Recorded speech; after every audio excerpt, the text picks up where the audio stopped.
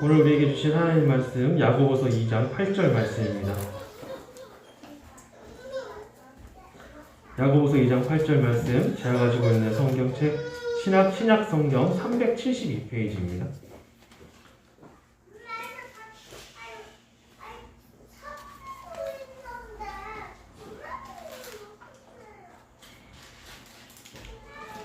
야고보서 2장 8절 말씀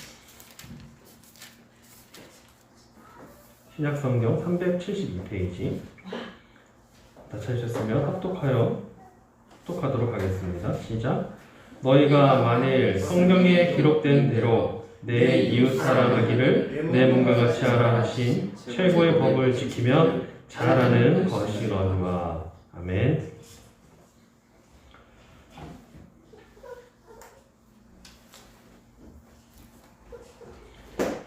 오늘 말씀은 십계명의 내용 가운데 제9계명과 십계명에 대한 내용입니다.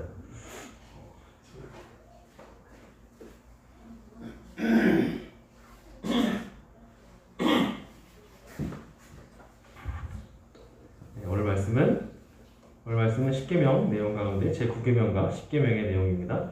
우리가 잘 알고 있듯이 제9계명은 내 이웃에 대하여 거짓 증거하지 말라 이고 제10계명은 내 이웃의 집을 탐내지 말라입니다. 먼저 9계명의 내용은 1차적으로 다른 사람들, 특별히 이웃에 대해 잘못된 증언을 하는 것을 금하는 것입니다.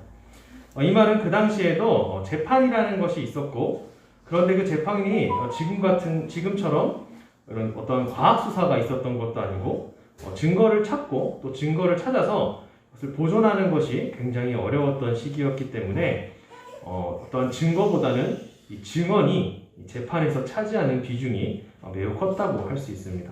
그래서 이 말씀은 기본적으로 재판에서 증언을 할 때 거짓된 증언을 하지 말라는 명령입니다. 그런데 이 부분은 원어 성경으로 보면요, 출애굽기에서는 제9계명에서 거짓 증언을 하지 말라라고 되어 있고, 신명기 5장에서는 헛된 말을 하지 마라, 신실하지 않고 가치 없는 근거 없는 증언을 하지 말라라는 뜻의 의미로 이 단어가 사용되는 것을 볼 수 있습니다. 그러므로 단지 거짓말로 증언을 하지 마라라는 말뿐만 아니라 없는 사실을 자신의 상상으로 더해서 말한다거나 또는 축소해서 말한다거나 오해를 할 수 있도록 일부분만 말하는 것 역시도 거짓 증거하지 말라에 포함되는 말이라는 것이죠. 그렇다면 왜 하나님께서는 거짓 증거하는 것을 못하게 하셨을까요? 그 이유는 이러한 일들이 이 증언을 듣는 사람들에게 사태를 정확하게 파악하지 못하는 그런 결과를 가져오기 때문이었습니다. 그러므로 결국 재판이 정당하게 이루어지지 못하고 그 결과 억울한 사람이 생기는 그런 결과를 가져오기 때문입니다. 그리고 억울한 사람이 생기게 되면은 그것은 단순하게 물질적인 손해만을 가져오는 것이 아니라 그 사람의 인격에 손상을 주게 된다는 것이죠. 더 나아가서 이 결과에 따라서 생명을 잃을 수도 있는 그런 결과를 나타낼 수 있기 때문에 제6계명, 곧 살인하지 말라라는 계명과도 연결이 되는 율법이다라고 할 수 있습니다. 그러므로 신명기 17장 5절에서 7절을 보면 이스라엘의 법 가운데에 악인을 돌로 쳐 죽이라라는 율법이 있습니다. 그러므로 그 가운데 한 사람의 증언만으로 이 죄인을 돌로 쳐 죽이지 말라라고 얘기를 하고 있는 것이죠. 왜냐하면 단지 우리가 거짓말을 했을 때 이것이 거짓말로 끝나는 것이 아니라 한 사람의 인생을 망칠 수도 있고, 또 그로 인해서 가정이 깨어지게 되고 결국은 사회 전체가 무너지는 결과를 가져올 수 있기 때문입니다. 그래서 신명기 19장 18절에서 19절을 통해서 재판장은 이 재판을 할 때 자세하게 조사하고 만일 거짓 증거가 드러나게 되면 그 악을 제거하라 라고 얘기를 하고 있습니다. 그런데 여기서 악을 제거하라 라는 말은 보통 그를 죽이라는 말로 해석이 되죠. 그만큼 이 거짓 증언을 하는 것이 큰 죄다라는 것을 성경이 말하고 있다는 것입니다. 그리고 율법은 과거 이스라엘에게만 주어진 것이 아니라 현대사회를 살아가고 있는 우리에게도 동일하게 적용이 되는 것입니다.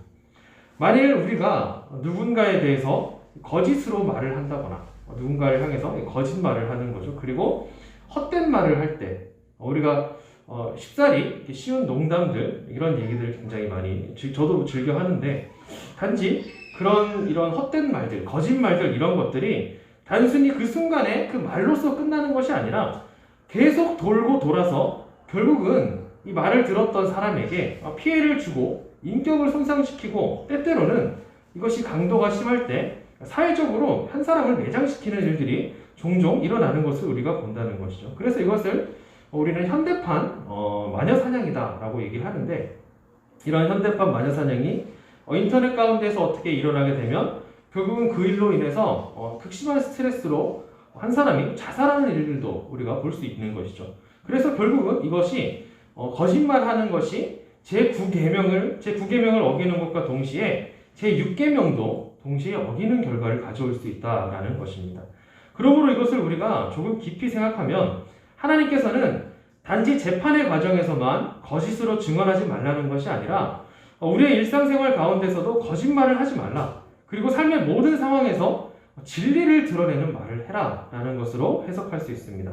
왜냐하면 성경 말씀에서는 거짓말하는 것에 대해서 계속 부정적인 말을 하고 있기 때문입니다.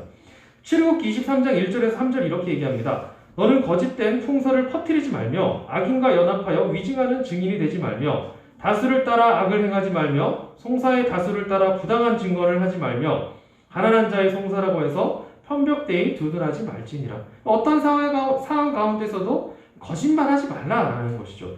또한 잠언 12장 22절 거짓 입술은 여호와께 미움을 받아도 진실하게 행하는 자는 그의 기뻐하심을 받느니라.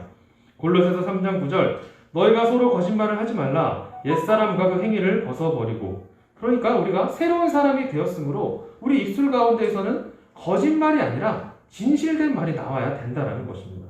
그래서 이런 것을 통해서 우리에게 진리를 말해라, 거짓말을 미워해라 라고 성경이 분명히 말하고 있습니다. 그렇다면 우리가 일상생활에서 현재 우리가 살아가는 우리의 일상생활에서 이 성경이 말하고 있는 이 거짓, 헛된 말을 우리가 어떠한 말들을 하고 있을까요? 웨스트민스터 대의리 문답 145문을 보면요, 이 제9계명이 말하는 거짓을 굉장히 세부하게 자세하게 다루고 있는데 이것이 너무 많기 때문에 제가 좀 줄여왔어요. 그래서 내용을 좀 보면은 먼저 편견을 갖게 하는 말, 이런 말 하지 말라는 거죠.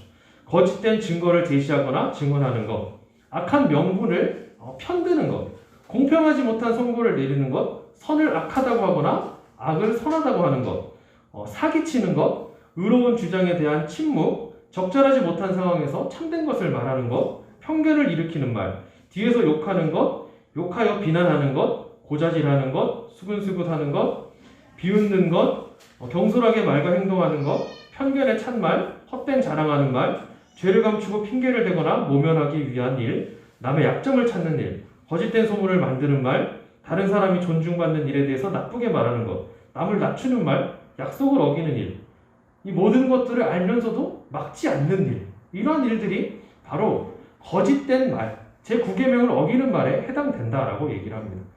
그래서 이것을 우리가 살펴볼 때 이 많은 이 거짓의 일들을 우리가 얼마나 많은 상황에서 우리가 어기면서 살고 있느냐 이것이죠. 많은 상황에서 우리가 참 거짓된 말을 하고 사는 것을 우리가 알 수 있습니다. 왜냐하면 우리가 하는 이 말 가운데 쉽게 던지는 이런 말들, 아무 생각 없이 던지는 그런 말들 가운데에 다른 사람의 인격을 실추시키고 명예를 떨어뜨리는 그 모든 것들이 사실은 우리가 거짓말하고 있는 것이라고 성경이 말하고 있기 때문입니다. 그러므로 우리는 이 모든 말 가운데에 항상 진실만을 말해야 된다. 그것이 바로 제9계명을 온전히 지키는 것이다 라고 할 수 있습니다. 그렇다면 진실만을 말하는 게 무슨 말일까요? 에베소서 4장 25절은 이렇게 말합니다. 거짓을 버리고 각각 그 이웃과 더불어 참된 것을 말하라. 성경이 말하는 참된 것, 이 참된 것이라는 것은 바로 진리입니다. 진리라는 것은 오직 하나님을 바르게 알아가는 것을 말하죠. 하나님만이 이 세상에서 거짓이 없으시고 진실된 진리이기 때문입니다. 진리라는 것의 정의를 내려보면 변하지 않는 가치와 이치, 그리고 참된 도리를 말합니다. 인간의 사고나 인간의 생각, 우리 인간의 말은 늘 변하고 거짓이 생길 수밖에 없죠. 내가 진실이라고 말하는 모든 사실이 사실은 상대적인 것이기 때문에 내가 진실로 말하는 것이 상대방에게는 거짓이 되기도 합니다. 그러므로 하나님으로부터 오지 않는 모든 것들은 우리의 의도와는 상관이 없이 때로는 거짓말이 되기도 합니다. 십계명이라고 하는 하나님의 율법조차도 하나님께서 의도하시는 방향이 아니라 우리의 생각대로 지키지 않는다면, 우리의 생각대로 십계명을 지킨다고 한다면 그 모든 것이 때로는 거짓말이 될 수도 있다는 것이죠. 그러므로 우리는 하나님과의 관계가 사실 중요합니다. 왜냐하면 진리의 하나님과 가까이 있는 사람들은 진리의 편이 되는 것이고 진리를 위해서 서고 진리를 위해서 싸우게 됩니다. 하지만 마귀의 편에 있는 자들은 늘 거짓에 있는 것이죠. 요한복음 8장 44절은 이렇게 말합니다. 너희는 너희 아비 마귀에게서 났으니 너희 아비의 욕심대로 너희가 행하고자 하느니라.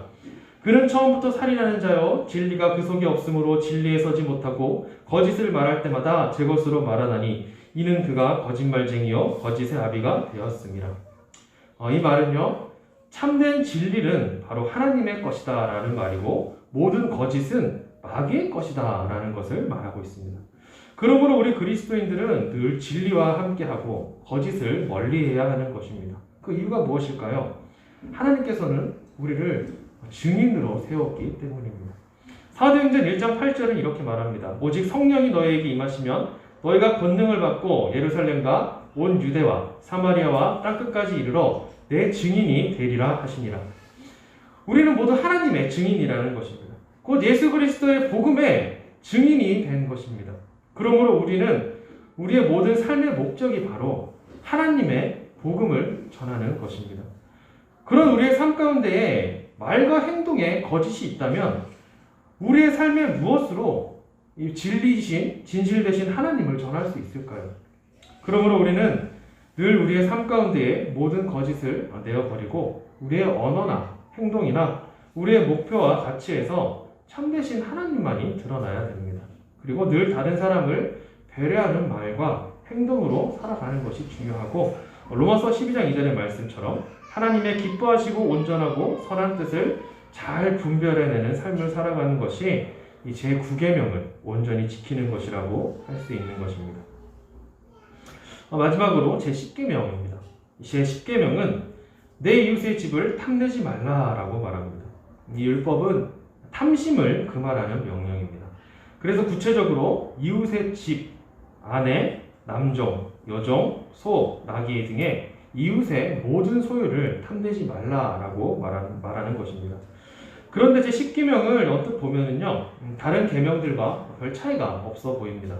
살인이나 간음, 도둑질과 같은 명령도 탐심과 관련된 율법이기 때문에 굳이 이 내용을 이웃의 소유로 바꿔서 탐내지 말라라고 하는 이 명령이 중복되어지는, 그러므로 좀 불필요한 그런 계명이 아닐까라고 생각되기 때문입니다.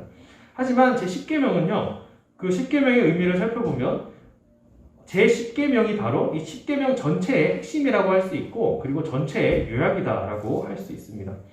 제1계명부터 제9계명까지는 외형적으로 드러나는 그런 행동을 금지하는 율법이라고 할 수 있고 제10계명에서는 탐심 그 자체, 곧 우리 마음에 나타나는, 우리 마음에서 드러나는 그 죄악을 금지하는 율법이라고 할 수 있습니다.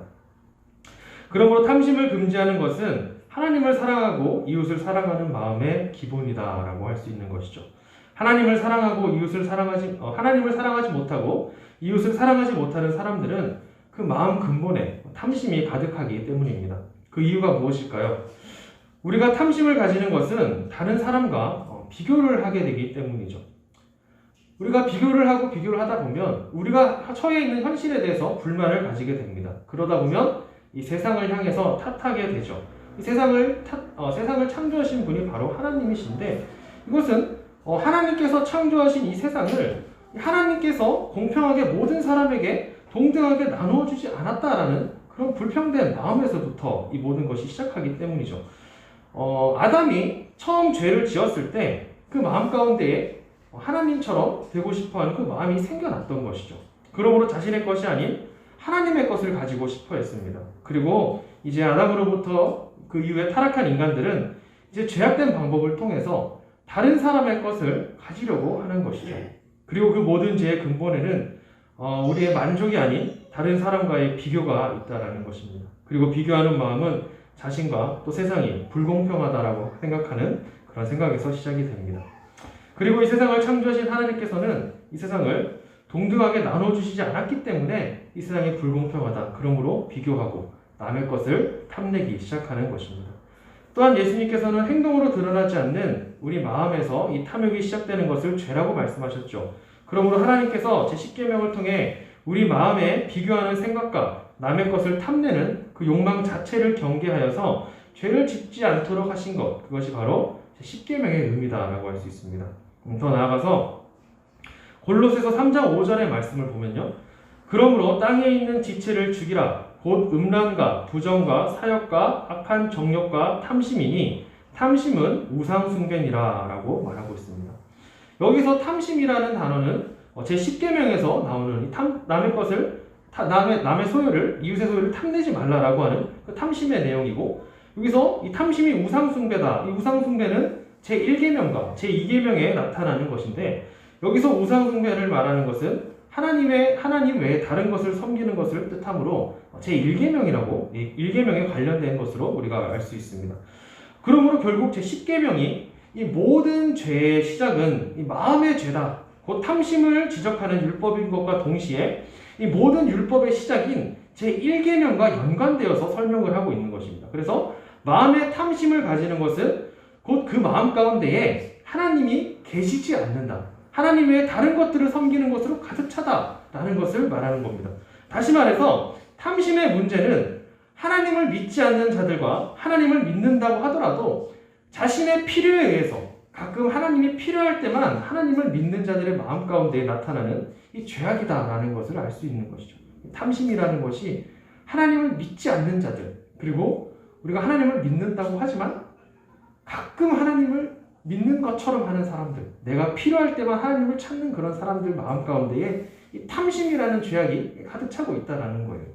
그래서 로마서 1장 24절에서는 그들의 마음의 정욕대로 더러움에 내버려 두었다라고 말하고, 로마서 1장 28절을 보면 이 하나님을 마음에 두기 싫어하는 자들을 그 상실한 마음대로 내버려 두었다라고 말하고 있는 것이죠. 그렇게 마음대로 내버려둔 자들에게 나타나는 그 결과가 이제 로마서 1장에 계속 쭉 나열되지 않습니까? 1장 22절에서 23절에 우상숭배의 형태로 먼저 나타나게 되고, 더 나아가서 24절에서 27절까지 성적인 타락으로, 그런 더러운 모습으로 이제 드러나게 된다는 것이죠. 그러므로 모든 죄악의 근원인 이 탐심은 하나님 외에 다른 것을 추구하는 모든 것이 될 수 있습니다. 그리고 이 탐심은 결국 하나님 외의 것을 우선순위로 두는 그런 삶을 살아가도록 하기 때문에 그 모든 탐심이 결국은 우상숭배가 되는 것이죠. 그렇다면 우리는 이러한 죄에서 어떻게 자유로울 수 있을까요? 시편 19편 7절에서 10절은 이렇게 말합니다. 다윗의 시인데요. 여호와의 율법은 완전하여 영혼을 소성시키며 여호와의 증거는 확실하여 우둔한 자를 지혜롭게 하며 여호와의 교훈은 정직하여 마음을 기쁘게 하고 여호와의 계명은 순결하여 눈을 밝게 하시도다. 여호와를 경외하는 도는 정결하여 영원까지 이르고 여호와의 법도 진실하여 다 의로우니 금 곧 많은 순금보다 더 사모할 것이며 꿀과 송이꿀보다 더 달도다. 이 말은 다윗의 고백 가운데에 하나님의 율법, 하나님의 그 말씀이 의롭고 그 의로우신 말씀을 내가 즐거워한다라는 것입니다. 그런데 그 말씀을 이 순금보다도 더 귀하게 여기고 있고 꿀송이보다 더 달다라고 비교하여서 말하고 있는 것이죠. 이 말은 우리 인간이 하나님의 사람이 되었을 때, 이제 하나님 믿는 사람으로 우리가 새롭게 거듭났다라고 했을 때 우리 마음 가운데 우리의 탐심과 우리의 탐욕, 욕망이 사라지는 것이 아니라는 것이죠. 여전히 우리 속에는 무엇인가를 끝없이 갈망하고 욕망을 가지고 무엇인가를 추구하는 그런 것이 계속 우리 마음 가운데 그런 것들이 계속 존재하고 있는데, 하지만 다른 사람들과 비교해서 불평불만을 가지고 다른 사람들의 것을 탐내는 그런 탐욕과 욕망이 아니라 그러한 것들보다 더 가치가 있는 귀한 하나님의 말씀에 욕심을 내게 되는 것이고, 하나님을 더 알고자 하는 그 욕망이 있다는 것을 다윗이 고백하고 있는 것이죠. 그러므로 우리는 우리의 탐욕을 없애는 것이 아니라 우리의 욕심이 다른 곳으로 향할 수 있는 그런 지혜가 필요하다는 것입니다. 바로 하나님의 말씀과 또 이 세상을 살아가면서 하나님께서 우리에게 무엇을 요구하시는지, 우리가 어떻게 이 세상에서 하나님의 형상대로 바르게 살아갈 수 있는지에 대한 그 욕심, 그것에 대한 그 욕망을 우리가 가져야 되는 것이죠. 이 세상의 모든 가치보다 더 귀한 하나님 나라를 소망하고 있는 그것이 우리가 추구해야 될 진정한 욕망이 되어야 한다는 것입니다. 하나님께서 하나님의 거룩한 백성으로, 하나님의 형상으로 이 세상을 살아가기 위해서 우리에게 주신 이 십계명을 살펴볼 때 우리의 모든 죄악은 우리 마음의 욕심으로, 탐심으로부터 시작된다는 것을 우리는 알 수 있었습니다. 특히 오늘 말씀 가운데 제9계명을 생각해 볼 때 우리의 삶 가운데 우리가 늘 거짓의 말에 노출되어 있는 것을 볼 수 있고, 또 우리가 너무나도 쉽게 거짓을 말하며 살아왔음을 우리가 돌아보게 되는 것이죠. 우리 아이들을 볼 때 아주 이 어린 나이에서, 저희 아이들이 이제 굉장히 어리지 않습니까? 이 아이들을 볼 때 누군가가 가르쳐주지 않아도 저 아이들은 자연스럽게 거짓말을 배우는 것이고, 그리고 거짓말을 너무나 쉽게 하는 것을 우리가 볼 수 있습니다. 그 목적이 어른들에게 칭찬을 받기 위해서라든지, 또는 혼나는 것을 피하기 위해서라든지, 자신에게 이익이 되는 것을 얻기 위해서라든지, 어떠한 경우든지 간에 어쨌거나 자신의 그 이익을 위해서 쉽게 거짓말하는 모습을 우리가 볼 수 있는 거죠. 이것을 또 십계명을 봐도 어릴 때부터 누가 가르쳐주지 않았는데도 서로 질투하고 형제의 것을, 그리고 다른 친구의 것을 탐내는 것을 우리가 볼 수 있다는 것이에요. 이것은 부모의 모습을 보고 자란 그런 모습일 수도 있습니다. 그리고 또는 각종 미디어나 동화책 등을 통해서 가벼운 말들, 거짓말하는 것, 농담하는 것들을 보고 배웠을 수도 있지만, 우리 안에 있는 이 죄성이 나타나는 것이다. 태어날 때부터 죄성을 가지고 태어나는 것이다 라는 것을 우리는 알 수 있는 것이죠. 그래서 분명 우리는 우리 아이들에게 어떻게 합니까? 거짓말하지 마라, 거짓말하지 말라, 그렇게 얘기하면서 다른 사람의 것을 탐내서는 안 된다 계속 가르쳐 왔지만, 현재 우리의 모습을 볼 때 우리 부모님들이, 우리의 선생님들이 거짓말하면 안 된다고 했고 남들을 속이면 안 된다고 배웠는데 여전히 우리 똑같이 살아가고 있지 않습니까? 그럴 때 여전히 우리가 쉽게 거짓말하고 다른 사람의 소유를 탐내는 것이 잘못인 것을 뻔히 알면서도 우리 마음에 여전히 그러한 죄악이 있는 걸 볼 때, 우리의 자녀들이, 다른 사람들이 이 하나님의 율법을 쉽게 어기는 것은 어쩌면 당연한 일이다라고 할 수 있습니다. 그러므로 우리가 이러한 죄로부터 자유로울 수 없는 이유는 우리 마음 깊은 곳에 있는 그 죄악이 계속해서 우리에게 이 탐욕을 속삭이고 있기 때문이죠. 다만 우리는 우리의 양심과 우리의 신앙을 통해서 그 마음을 계속해서 다스리고, 때로는 속으로는 그렇지 않지만 겉으로는 아닌 척, 괜찮은 척 하면서 살아가고 있는 것이죠. 그런데 이 세상 사람들, 이런 죄악을 그대로 드러나는 사람들은 1차적으로 말과 행동으로 죄악이 드러나게 되어 있다는 것입니다. 성경이 말하는 가장 큰 죄악은 바로 하나님을 인정하지 않는 것이죠. 하나님을 인정하지 않는 말과 하나님을 인정하지 않는 행동으로 그들의 모습이 드러납니다. 그래서 제1계명부터 3계명에 이르는 하나님을 예배하지 않는 사람들, 하나님을 섬기지 않는 죄악, 하나님을 무시하는 그 모든 것이 우리의 탐심과 탐욕이 되어서 4계명에서 9계명이 말하는 그 모든 죄악들로 나타나게 되어 있는 것이죠. 하지만 그 모든 것들은 결국 우리의 욕심과 탐욕의 결과입니다. 그래서 탐심이고 우상숭배가 된다고 성경이 말하고 있고, 하나님께서는 그 본질을 아시고 이 마지막 제10계명을 우리에게 주셔서 이제는 다른 사람의 소유를 탐내지 말라, 그리고 그 가운데에는 우리의 탐심이 있다, 그것을 조심해라, 그것을 주의해라 라고 명령하고 계신 겁니다. 우리 마음의 죄악은 가르침과 또는 교육으로 해결되는 문제가 아닙니다. 우리의 인간의 본질적으로 가지고 있는 이 죄악은 성경에서 말씀하고 있는 것처럼 인간의 타락으로부터 시작된 것입니다. 그리고 이 죄악의 문제는 우리 스스로 해결할 수 없는 것입니다. 오직 예수님께서 우리를 위해 십자가에서 죽으신 그 은혜로만 가능합니다. 그렇다면 십계명을 통해 알게 된 우리의 죄악과 또 우리가 해야 되지 않아야 될 이 많은 죄악들을 우리는 계속해서 반복하며 살아야 하는 것일까요? 안타깝지만 그렇습니다. 우리는 계속해서 이 죄악을 저지르고 율법을 어기면서 살아갈 것입니다. 하지만 예수님께서 우리의 모든 죄를 용서해 주셨고, 우리가 십계명을 매일 어기며 살아가는 그 죄악 또한 용서해 주셨으므로 우리는 그것을 믿고 매일매일 우리가 넘어지는 우리의 죄악들을 생각하며 그 죄에서 자유로워지도록 기도하고 스스로 우리의 신앙을 살피며 살아가는 방법밖에는 없습니다. 그리고 우리의 탐심과 욕심이 늘 우리 가운데 존재할 수밖에 없음을 인정해야 됩니다. 그 마음을 우리가 원하는 욕망으로 사용하지 않고 하나님의 말씀과 하나님의 뜻과 하나님을 더 알아가는 욕심에 열심을 내기 위해 힘쓰고 애쓰는 방법밖에 없습니다. 하지만 그 모든 과정을 통해 분명 우리는 우리의 삶에서 변화를 느낄 수가 있다는 것이죠. 이렇게 우리의 본질과 죄의 본질을 바르게 알고 그 죄와 싸워 이기기 위해서 예수님을 의지하여 발버둥치고 싸워 나갈 때 분명 내일은 오늘보다 더 거룩한 삶을 살 것입니다. 1년 뒤에는 지금보다 더 하나님께 영광을 돌려드리는 삶을 살고 있을 것입니다.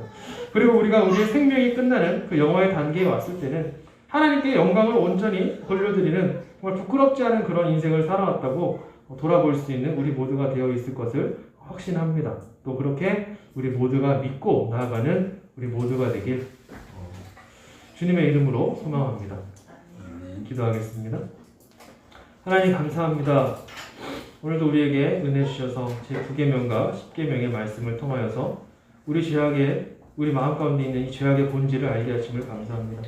우리의 입술은 늘 누군가를 속이고 누군가를 비난하고 누군가에게 헛된 말로 거짓된 말로 그의 그 인격을 망가뜨리는, 그래서 우리의 혀로 다른 사람을 죽이는 6계명의 죄악까지 함께 저지르는 그런 삶을 살아갈 때가 너무나도 많은데, 하나님 이제 우리가 하나님 율법의 의미를 알았사오니 우리 입술에 파수꾼을 세워주셔서 우리가 바른 말을 늘 참되고 진리이신 하나님의 말씀만을 전하며 살아가는 우리들 되게 도와주시고, 우리 모든 죄악들이 탐심에서부터 오는 것임을 10계명을 통해 알았사오니 우리 마음에 스스로 해결되지 않는 탐욕과 탐심을 이제는 하나님을 알아가는 그 욕망으로, 하나님을 더욱더 알아가기 위한 그 욕심으로 변화시켜 주시옵소서. 감사합니다. 모든 게 예수님의 이름으로 기도합니다. 아멘.